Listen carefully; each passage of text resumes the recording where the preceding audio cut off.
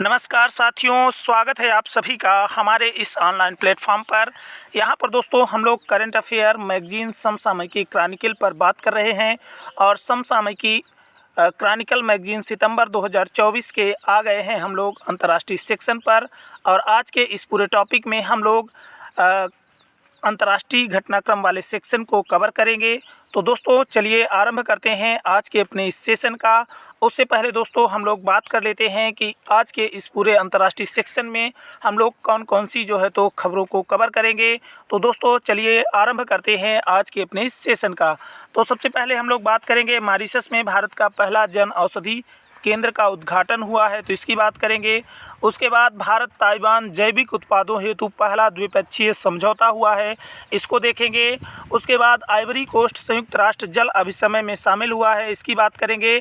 और प्रधानमंत्री भारत की रूस यात्रा हुई है, तो प्रधानमंत्री नरेंद्र मोदी की रूस यात्रा हुई है, इसको देखेंगे। और उसके बाद बात करेंगे डिक सूफ नीदरलैंड के नए प्रधानमंत्री बने हैं, तो इनके बारे में देखेंगे। और उसके बाद हम लोग बात करेंगे मसूद पेजेस्कियन ईरान के नए राष्ट्रपति निर्वाचित हुए हैं, तो इसको देखेंगे। और आगे बात करेंगे हम लोग डेनमार्क पशुपालन पर कार्बन कर लगाने वाला पहला देश बना है। और साथ ही साथ आगे और हम लोग देखेंगे अंतर्राष्ट्रीय समुद्री संगठन IMO का 132वां सत्र क्या हुआ है, शुरू हुआ है। तो 132वां सत्र यहाँ पे जो है तो आयोजित किया गया था। आगे बात कर लेंगे उर्सुला वान डेर लेयन क्या है दूसरी बार यूरोपीय आयोग की क्या बनी है, अध्यक्ष बनी है, तो इसको देखेंगे। उसके बाद एम और विपो के मध्य आशय पत्र पर हस्ताक्षर हुआ है, इसको कवर करेंगे। फिर दोस्तों हम लोग बात करेंगे 3D प्रिंटिंग द्वारा निर्मित 3D प्रिंटिंग द्वारा निर्मित विश्व की पहली इलेक्ट्रिक अभ्रा लॉन्च हुई है। और साथ ही साथ हम लोग कवर कर लेंगे नई दिल्ली में बिम्स्टेक के विदेश मंत्रियों की दूसरी रिट्रीट हुई है। और उसके बाद दोस्तों विश्व बैंक समूह गारंटी प्लेटफॉर्म लॉन्च किया गया है, तो इसको देखेंगे। और साथ ही साथ विश्व की पहली high speed carbon fibre train से टर्बो लॉन्च हुई है, तो इसके बारे में जानेंगे। तो दोस्तों चलिए आरंभ करते हैं बिना किसी देरी के आज के अपने इस सेशन का, जिसमें हम लोग कवर करेंगे समसामयिकी क्रॉनिकल मैगजीन सितंबर 2024 के अंतर्राष्ट्रीय घटनाक्रम वाले सेक्शन की। तो चलिए दोस्तों एक एक करके कवर करते चलते हैं और समझते चलते हैं। तो पहली घटना है दोस्तों अंतर्राष्ट्रीय घटना में मॉरिशस में भारत का पहला विदेशी जन औषधि केंद्र। तो मॉरिशस में क्या है, भारत का पहला विदेशी जन औषधि केंद्र का उद्घाटन हुआ है। तो याद रखेंगे 17 जुलाई 2024 को विदेश मंत्री एस जयशंकर ने मॉरिशस के ग्रैंड बोइस में, मॉरिशस का एक गांव है ग्रैंड बोइस, यहाँ पर जो है तो भारत के पहले विदेशी जन औषधि केंद्र फर्स्ट ओवरसीज जन औषधि केंद्र का उद्घाटन किया गया है। किसके द्वारा किया गया है, तो विदेश मंत्री एस जयशंकर के द्वारा मॉरिशस के ग्रैंड बोइस में भारत के पहले विदेशी जन औषधि केंद्र का उद्घाटन किया गया। इस कार्यक्रम में मॉरिशस के प्रधानमंत्री प्रविंद कुमार जगन्नाथ भी मौजूद थे। तो वहां पर जो मॉरिशस के प्रधानमंत्री थे प्रविंद कुमार जगन्नाथ, वो भी क्या थे, मौजूद थे। यह दोनों देशों के मध्य विशेष रूप से स्वास्थ्य क्षेत्र में घनिष्ठ द्विपक्षीय सहयोग को प्रमाणित करता है। तो भारत और मॉरिशस के बीच में क्या है, ये एक प्रकार से विशेष रूप से स्वास्थ्य क्षेत्र में क्या है, घनिष्ठ द्विपक्षीय सहयोग को प्रमाणित करता है। जन औषधि केंद्र एक स्वास्थ्य साझेदारी परियोजना है। तो जन औषधि केंद्र है क्या, तो ये एक प्रकार की स्वास्थ्य साझेदारी परियोजना है, जिसका उद्देश्य मॉरिशस में सार्वजनिक स्वास्थ्य सेवा और कल्याण को बढ़ाने के लिए लागत प्रभावी भारत में निर्मित दवाओं की आपूर्ति करना। तो लागत प्रभावी और भारत में निर्मित जो दवाएं हैं उनकी आपूर्ति जो है तो मॉरिशस को करना, ये इस जन औषधि केंद्र की क्या है, रणनीति है कि जो जन औषधि केंद्र है ये क्या करेगा, एक स्वास्थ्य साझेदारी परियोजना के रूप में कार्य करेगा। और इसका जो मेन उद्देश्य है, मेन मोटिव है, वो क्या है कि मॉरिशस में सार्वजनिक स्वास्थ्य सेवा और कल्याण को बढ़ाने के लिए लागत प्रभावी और भारत में निर्मित दवाओं की आपूर्ति करना है। एस जयशंकर भारत के विदेश मंत्री एस जयशंकर ने मॉरिशस के ग्रैंड बोइस गाँव में, तो ग्रैंड बोइस गाँव में मेडी क्लिनिक परियोजना का भी उद्घाटन किया। तो यहाँ पे एक प्रकार की मेडी क्लिनिक परियोजना परियोजना का भी यहाँ पर उद्घाटन किया गया है। भारतीय सहायता से वित्त पोषित यह परियोजना क्षेत्र में रहने वाले लगभग 16,000 लोगों को द्वितीयक स्वास्थ्य सेवा प्रदान करेगी। तो ये जो क्या है साझेदारी परियोजना है, ये क्या करेगी, ये लगभग 16,000 लोगों को द्वितीयक स्वास्थ्य सेवा सेकेंडरी जो है तो हेल्थ एड प्रदान करेगी। तो इस तरह से ये परियोजना कार्य करेगी। आगे बात कर लेते हैं अगले घटनाक्रम की। तो भारत ताइवान जैविक उत्पादों हेतु पहला द्विपक्षीय समझौता। तो भारत और ताइवान के बीच में क्या हुआ है, जैविक उत्पादों हेतु पहला द्विपक्षीय समझौता हुआ है। 8 जुलाई 2024 को नई दिल्ली में ताइवान के साथ व्यापार पर 9वें कार्यकारी समूह की बैठक के दौरान भारत और ताइवान के बीच जैविक उत्पादों के लिए पारस्परिक मान्यता समझौते को लागू किया गया। तो पारस्परिक मान्यता समझौते को क्या किया गया है, लागू किया गया है। किन दो देशों के बीच, तो भारत और ताइवान के बीच। किस कार्य के लिए, तो जैविक उत्पादों के लिए यहाँ पे क्या किया गया है, पारस्परिक मान्यता समझौते को लागू किया गया है। 9वें कार्यकारी समूह की बैठक हो रही थी ताइवान के साथ दिल्ली में, तो उसी दौरान ये क्या किया गया है, समझौता लागू किया गया है। भारत और ताइवान के मध्य पारस्परिक मान्यता समझौते का कार्यान्वयन एक अन्य महत्वपूर्ण उपलब्धि है। तो भारत और ताइवान के मध्य पारस्परिक मान्यता समझौते का कार्यान्वयन एक महत्वपूर्ण उपलब्धि है, क्योंकि यह दोनों देशों का जैविक उत्पादन के लिए पहला द्विपक्षीय समझौता है। तो दोनों देशों के बीच में जैविक उत्पादन के लिए जैविक जो उत्पाद हैं उनके लिए पहला द्विपक्षीय समझौता है। इस समझौते से चावल, प्रसंस्कृत खाद्य पदार्थ, हरी, काली और हर्बल चाय, औषधि पौधे जैसे प्रमुख भारतीय जैविक उत्पादों को ताइवान को निर्यात का मार्ग प्रशस्त होगा। तो इस समझौते के तहत क्या किया जाएगा, चावल और प्रसंस्कृत जो खाद्य पदार्थ हैं, हरी, काली और हर्बल चाय, औषधि पौधों जैसे प्रमुख भारतीय जैविक उत्पादों को क्या किया जाएगा, ताइवान को निर्यात किया जाएगा। पारस्परिक मान्यता समझौते का कार्यान्वयन भारत के कृषि एवं प्रसंस्कृत खाद्य उत्पाद निर्यात विकास प्राधिकरण एपीडा तथा ताइवान के कृषि मंत्रालय के तहत कृषि एवं खाद्य एजेंसी के द्वारा किया जाएगा। तो ये जो पारस्परिक मान्यता समझौता है, ये क्या है, इसका जो कार्यान्वयन है ये कौन कौन करेगा, तो भारत की तरफ से कृषि एवं प्रसंस्कृत खाद्य उत्पाद निर्यात विकास प्राधिकरण, जिसको एपीडा के नाम से जाना जाता है, वो, और ताइवान का कृषि मंत्रालय के तहत एक कृषि एवं खाद्य एजेंसी है, उसके द्वारा इसका कार्यान्वयन किया जाएगा।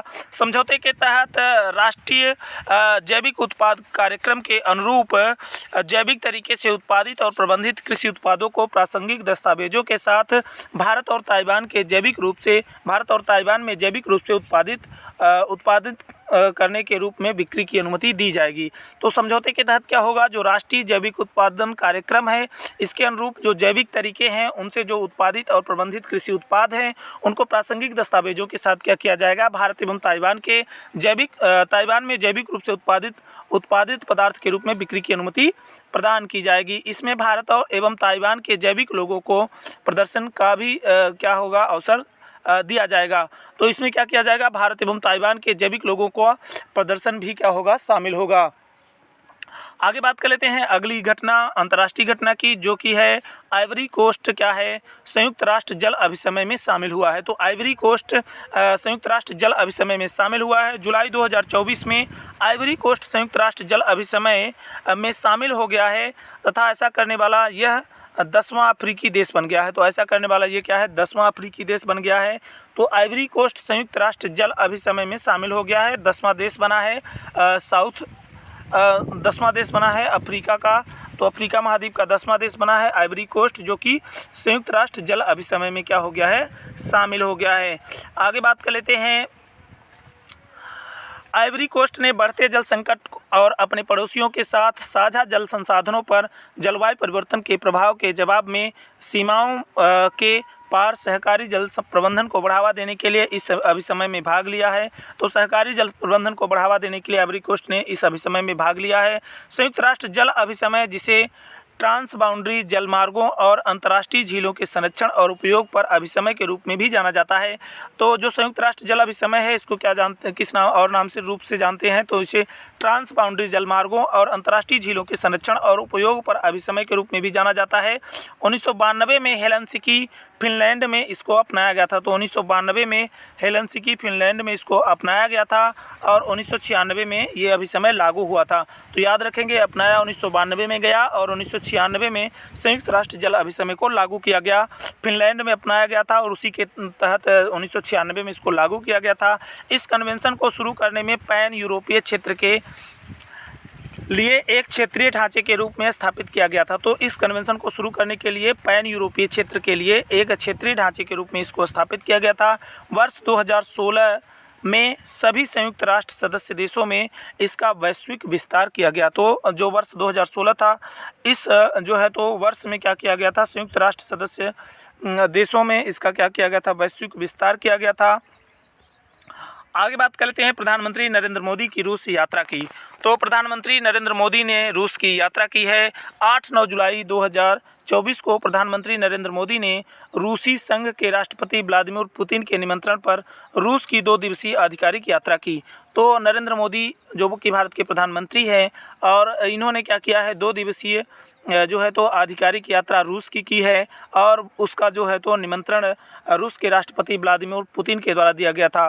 फरवरी 2022 में रूस के यूक्रेन पर आक्रमण के बाद से भारतीय प्रधानमंत्री और रूसी राष्ट्रपति व्लादिमीर पुतिन के बीच यह पहली द्विपक्षीय बैठक है। तो 2022 फरवरी के बाद जब से क्या हुआ है, रूस ने यूक्रेन पर आक्रमण किया है, उसके बाद ये क्या है, पहली द्विपक्षीय बैठक है।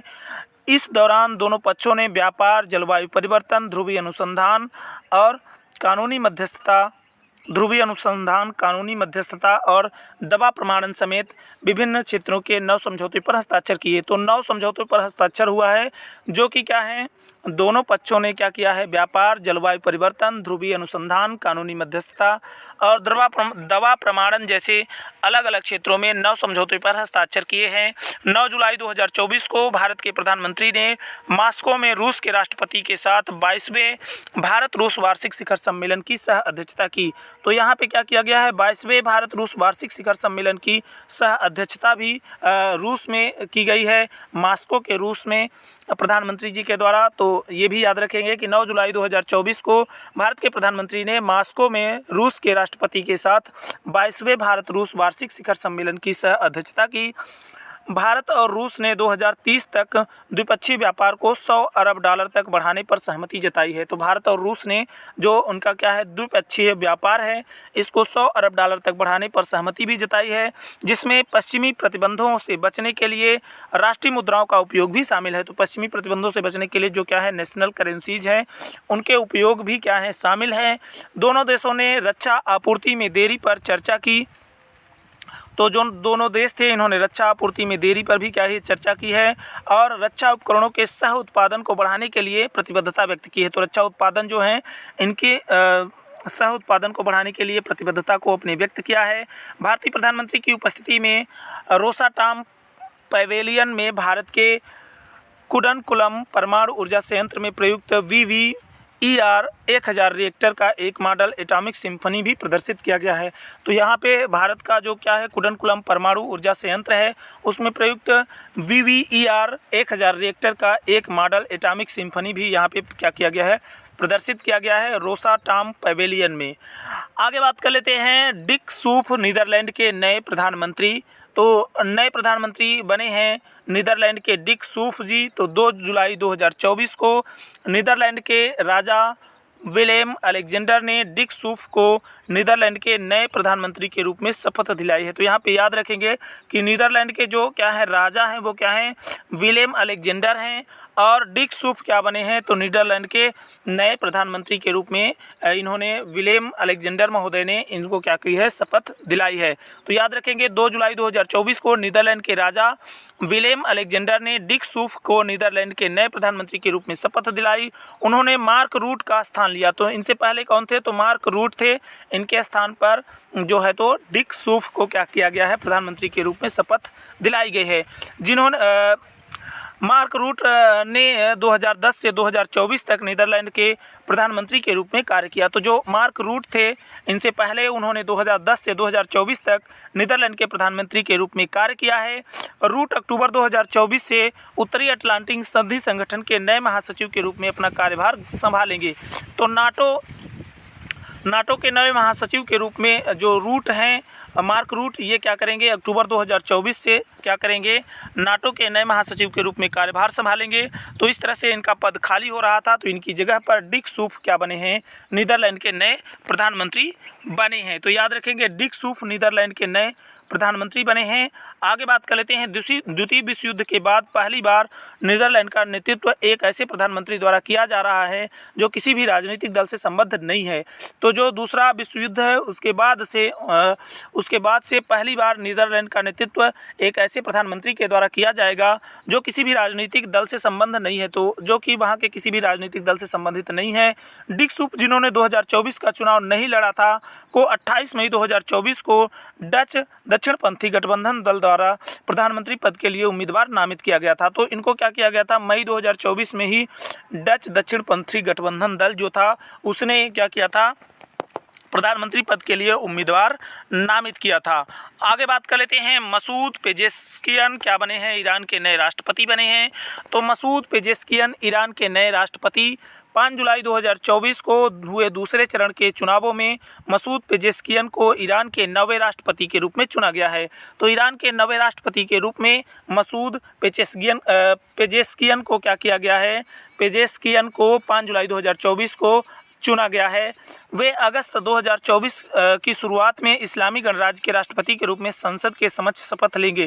तो यहाँ पे जो ईरान देश है इसके राष्ट्रपति के रूप में वो संसद के समक्ष शपथ कब ग्रहण करेंगे, तो अगस्त 2024 में शपथ ग्रहण कर चुके हैं। आगे बात कर लेंगे, इन्होंने 53.3% से अधिक मतों के साथ कट्टरपंथी उम्मीदवार सईद जलीनी को हराया था। तो सईद जलीनी विपक्ष के उम्मीदवार थे, इनको इन्होंने हराया था। मसूद पेजेस्कियन क्या बन गए हैं, ईरान के अब नए राष्ट्रपति बन गए हैं। आगे बात कर लेंगे, वे एक हृदय शल्य चिकित्सक और पूर्व स्वास्थ्य मंत्री हैं। तो जो मसूद पेजेस्कियन है वो क्या है, एक हृदय शल्य चिकित्सक और पूर्व स्वास्थ्य मंत्री हैं जिन्होंने ईरान इराक युद्ध के दौरान चिकित्सा टीमों को अग्रिम पंक्ति में भेजा था। तो चिकित्सा जो टीमें थी उनको अग्रिम पंक्ति में इनके द्वारा भेजा गया था। उन्होंने 2013 और 21 में 2 बार राष्ट्रपति पद के लिए चुनाव लड़ा, लेकिन उन्हें सफलता नहीं मिली। तो 2 बार इन्होंने इससे पहले भी प्रयास किया था लेकिन सफलता नहीं मिली थी, लेकिन अब वो सफल हो गए हैं। अब वो क्या बन गए हैं, ईरान के राष्ट्रपति बन गए हैं। तो वे पिछले कई दशकों में पश्चिमी ईरान से पहले राष्ट्रपति हैं। तो वे पश्चिमी ईरान से पहले राष्ट्रपति हैं मसूद पेजेस्कियन, याद रखेंगे। उन्होंने किसी भी तरह से आमूल-चूल परिवर्तन का आश्वासन नहीं दिया और सर्वोच्च नेता अयातुल्ला अली खामेनेई को राज्य के मामलों में अंतिम अधिकार के रूप में मान्यता दी। तो जो क्या है, सर्वोच्च नेता हैं अयातुल्ला अली खामेनेई, इनको ही क्या कर दिया है, राज्य के मामलों पर अंतिम अधिकार के रूप में मान्यता दी है। उल्लेखनीय है कि ईरान में राष्ट्रपति राष्ट्र प्रमुख नहीं होता, बल्कि इस संबंध में अंतिम प्राधिकार सर्वोच्च नेता सुप्रीम लीडर के पास होता है। पिछले 55 वर्षों में अयातुल्ला अली खामेनेई ईरान के सुप्रीम लीडर हैं। तो 35 वर्षों से, याद रखें दोस्तों, पिछले 35 वर्षों से अयातुल्ला अली खामेनेई क्या हैं, ईरान के सुप्रीम लीडर हैं। तो ईरान के क्या हैं, जो सब राष्ट्र प्रमुख हैं, सुप्रीम लीडर हैं, ये कौन है, अयातुल्ला अली खामेनेई हैं। आगे बात कर लेते हैं डेनमार्क की। तो पशुपालन पर कार्बन कर लगाने वाला पहला देश डेनमार्क बना है। तो याद रखेंगे, पशुपालन पर कार्बन कर लगाने वाला पहला देश कौन बना है, तो डेनमार्क बना है। हाल ही में डेनमार्क ने पशुधन पर कार्बन कर लगाने का निर्णय लिया है। इस प्रकार वह पशुधन पर कार्बन कर लागू करने वाला पहला देश बनने की ओर अग्रसर है। यह कदम स्कैंडिनेवियाई देश डेनमार्क को 2045 तक कार्बन तटस्थता के लक्ष्य को प्राप्त करने में सहायक होगा। तो जो क्या है, स्कैंडिनेवियाई देश डेनमार्क है, ये 2045 तक क्या करेगा, कार्बन तटस्थता के लक्ष्य को प्राप्त करने में जो है तो प्रयासरत है। और इसी के तहत इसने ये कार्य किया है और पशुपालन पर भी क्या कर दिया है, कार्बन टैक्स लगा दिया है। इसके तहत 2030 से मवेशियों और सूअरों से होने वाले मीथेन उत्सर्जन पर 300 क्रोनर लगभग $43 प्रति टन CO2 समकक्ष CO2 की दर से कर लगाया जाएगा। जून 2024 में हुए एक समझौते की शर्तों के तहत वर्ष 2035 में यह राशि बढ़ाकर 750 क्रोनर हो जाएगी। तो ये क्रोनर यहाँ की क्या है, मुद्रा है। तो 300 क्रोनर लगभग $43 प्रति टन के समकक्ष ये 2030 में लगाया जाएगा और 2035 में ये राशि बढ़ा करके 750 करोड़ हो जाएगी। तो यह समझौता डेनमार्क सरकार, पशुधन किसानों, उद्योग और ट्रेड यूनियनों के प्रतिनिधियों के बीच किया गया है। तो ये समझौता जो है तो डेनमार्क सरकार और वहाँ के जो पशुधन किसान, उद्योग और ट्रेड यूनियन के प्रतिनिधि हैं उनके बीच में किया गया है। इस समझौते को अभी संसद द्वारा अनुमोदित किया जाना शेष है। तो संसद ने अभी इसको अनुमोदन प्रदान नहीं किया है।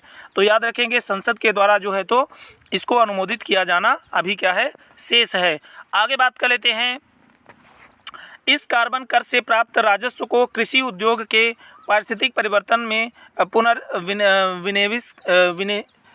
पुनर्निवेशित किया जाएगा। डेनिश कृषि एवं खाद्य परिषद के अनुसार डेनमार्क विश्व के अग्रणी पोर्क निर्यातकों में से एक है, जो देश के कृषि निर्यात का लगभग आधा हिस्सा है। तो जो क्या है, देश के कृषि निर्यात का लगभग क्या है, आधा हिस्सा है। अगले अंतर्राष्ट्रीय घटनाक्रम में हम लोग बात कर लेते हैं अंतर्राष्ट्रीय समुद्री संगठन परिषद का 132वां सत्र। तो अंतर्राष्ट्रीय समुद्री संगठन परिषद का 132वां सत्र 8 से 12 जुलाई 2024 के मध्य अंतर्राष्ट्रीय समुद्री संगठन की परिषद का 132वां सत्र लंदन स्थित IMO मुख्यालय में हाइब्रिड भागीदारी के साथ आयोजित किया गया। तो कहाँ पर आयोजित हुआ, तो लंदन में आयोजित हुआ था। 8 से 12 जुलाई 2024 के मध्य अंतर्राष्ट्रीय समुद्री संगठन की परिषद का 132वां सत्र। इस सत्र की अध्यक्षता स्पेन के विक्टर जिमेनेज फर्नांडीज ने की तथा उपाध्यक्ष के रूप में मोरक्को की अमान फेतल्लाह ने उनका सहयोग किया था। तो यहाँ पे जो सत्र था 132वां, इसकी अध्यक्षता स्पेन के विक्टर जिमेनेज फर्नांडीज ने की और उपाध्यक्ष के रूप में मोरक्को की अमान फेतल्लाह ने इसका सहयोग किया था। बंदरगाह, नौवहन और जलमार्ग मंत्रालय के सचिव टीके रामचंद्रन के नेतृत्व में एक उच्च स्तरीय भारतीय प्रतिनिधिमंडल ने 132वें सत्र में भाग लिया। तो बंदरगाह, नौवहन और जलमार्ग मंत्रालय के सचिव टीके रामचंद्रन के नेतृत्व में एक उच्च स्तरीय भारतीय प्रतिनिधिमंडल ने क्या किया है, 132वें सत्र में भाग लिया है। अंतर्राष्ट्रीय समुद्री व्यापार में महत्वपूर्ण हित रखने वाले देशों का प्रतिनिधित्व करने वाले ISO परिषद के निर्वाचित सदस्य के रूप में भारत के नाविकों के परित्याग की समस्या के समाधान की तत्काल आवश्यकता पर यहाँ पर बल दिया गया है। भारतीय प्रतिनिधिमंडल ने लाल सागर, अदन की खाड़ी और आसपास के क्षेत्रों में शिपिंग और व्यापार माल ढुलाई को प्रभावित करने वाले व्यवधानों पर भी चिंता व्यक्त की गई है। आगे बात कर लेते हैं। उर्सुला वान डेर लेयन दूसरी बार यूरोपीय आयोग की अध्यक्ष बनी है। तो दूसरी बार उर्सुला वान डेर लेयन यूरोपीय आयोग की अध्यक्ष निर्वाचित हुई हैं। तो याद रखेंगे उर्सुला वान डेर लेयन क्या है, दोबारा जो है तो यूरोपीय आयोग की अध्यक्ष निर्वाचित हुई हैं। 18 जुलाई 2024 को यूरोपीय संसद द्वारा उर्सुला वान डेर लेयन को दूसरी बार 5 वर्षीय कार्यकाल के लिए यूरोपियन कमीशन का अध्यक्ष चुना गया है। वर्तमान में यूरोपीय संसद के 719 सदस्य हैं।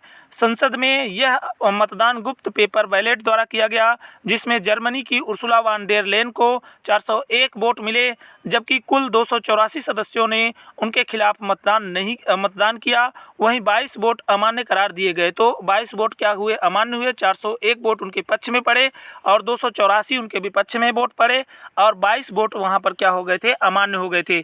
वान डेर लेयन ने यूरोपीय संसद को संबोधित किया और अगले 5 वर्षों के लिए अपनी प्राथमिकताओं को रेखांकित किया है। उन्होंने यूरोपीय ग्रीन डील को जारी रखने का संकल्प लिया है, जो उनके पहले कार्यकाल की एक प्रमुख नीति थी। यूरोपीय संघ की नीति के अनुच्छेद 14 में प्रावधान है कि यूरोपीय संघ आयोग के अध्यक्ष का चुनाव करेगा।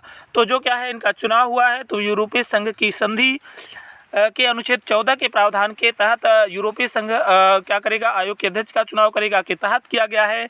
उर्सुला वान डेर लेयन 2019 में आयोग की अध्यक्ष बनी थी। उल्लेखनीय है कि जून 2024 में पूर्व पुर्तगाली प्रधानमंत्री एंटोनियो कोस्टा को यूरोपीय परिषद का नया अध्यक्ष चुना गया था। तो 2024 में क्या किया गया था, एंटोनियो कोस्टा को यूरोपीय परिषद का नया अध्यक्ष चुना गया था। तो यूरोपियन काउंसिल का इनको अध्यक्ष नया चुना गया था, एंटोनियो कोस्टा, जो कि पुर्तगाली प्रधानमंत्री थे पहले। आगे बात कर लेते हैं। एम और वीपो के मध्य आशय पत्र पर हस्ताक्षर हुआ है।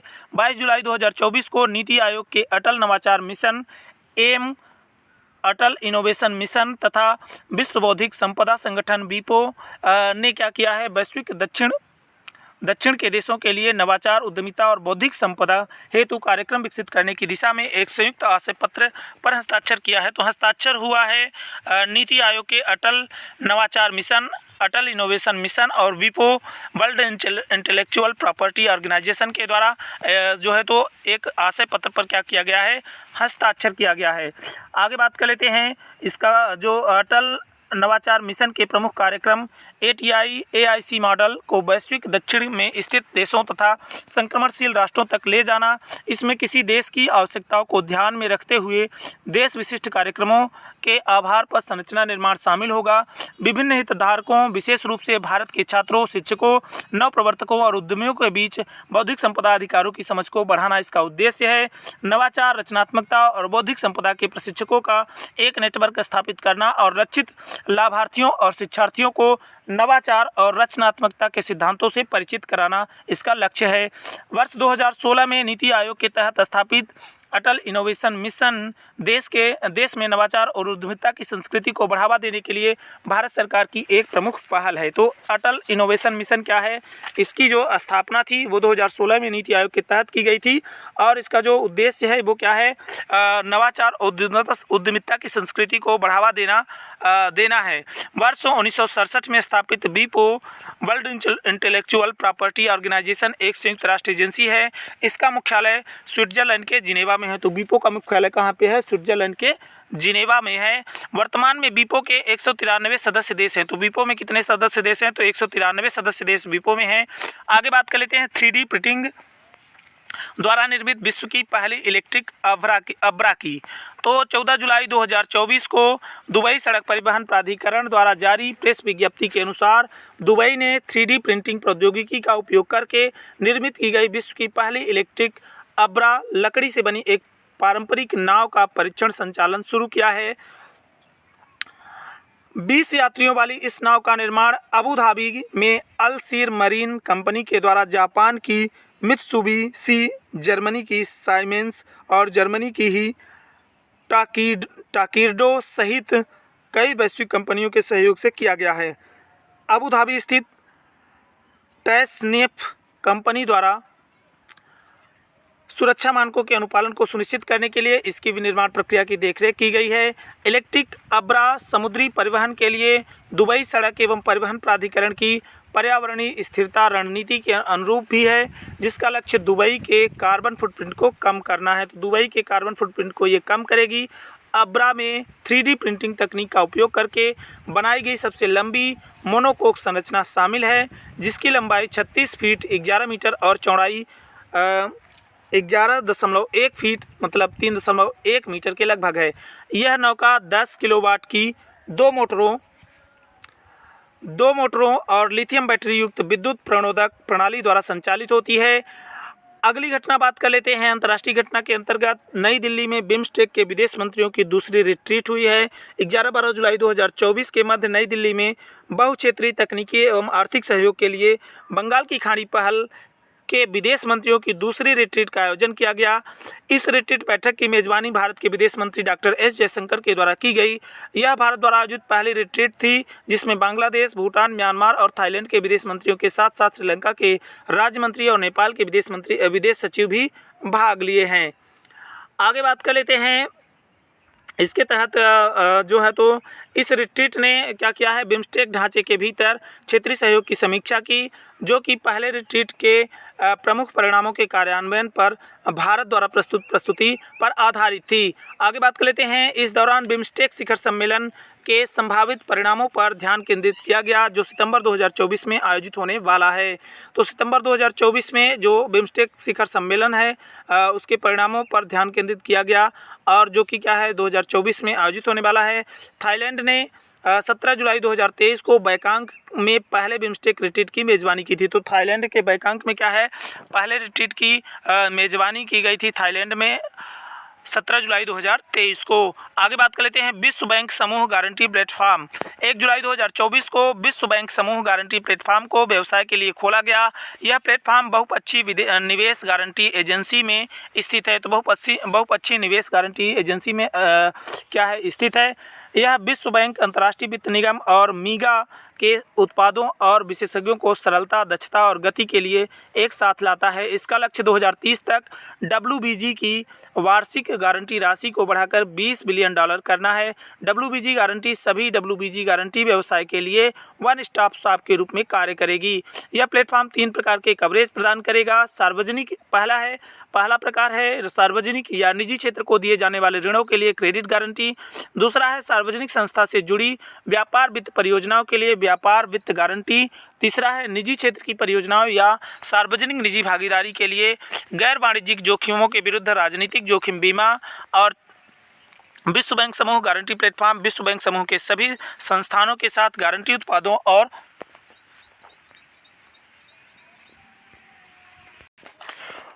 उत्पादों और विशेषज्ञों को मीगा में एकीकृत करता है। यह गारंटी समाधान की एक सरलीकृत और व्यापक श्रृंखला प्रदान करता है जिससे ग्राहक अपनी आवश्यकताओं के अनुरूप सर्वोत्तम उपकरण का चयन कर सकते हैं। विश्व की पहली high speed carbon fibre train Cetrovo launch हुई है। तो बात कर लेते हैं, ये महत्वपूर्ण घटना है। विश्व की पहली high speed carbon fibre train Cetrovo. चीन ने विश्व की पहली high speed carbon fibre train बनाई है। इसे सेट्रोबो 1.0 या कार्बन स्टार रैपिड ट्रांजिट के रूप में भी जाना जाता है। जून 2024 को इसका अनावरण चीन के किंगदाओ शहर में किया गया था। तो 24 जून 2024 को क्या किया गया था, इसका अनावरण किया गया था चीन के किंगदाओ शहर में। सेट्रोबो ट्रेनों को 140 किलोमीटर 87 मील प्रति घंटे की अधिकतम गति के साथ डिजाइन किया गया है। ट्रेन निर्माता कंपनी किंगदाओ शिफांग ने बताया कि इस वर्ष के अंत में एक तटीय शहर में इसका परिचालन शुरू हो जाएगा।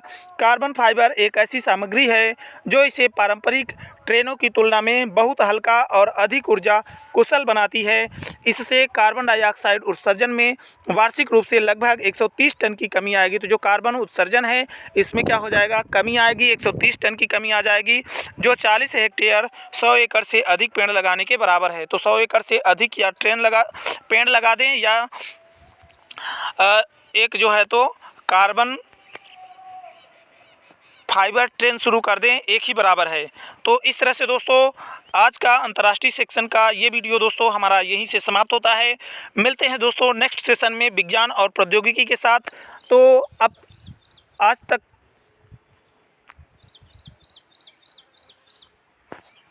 तो मिलते हैं नेक्स्ट सेशन विज्ञान एवं प्रौद्योगिकी के साथ। तो दोस्तों नेक्स्ट सेशन में मिलेंगे विज्ञान और प्रौद्योगिकी के साथ। जय हिंद, जय भारत, भारत माता की जय।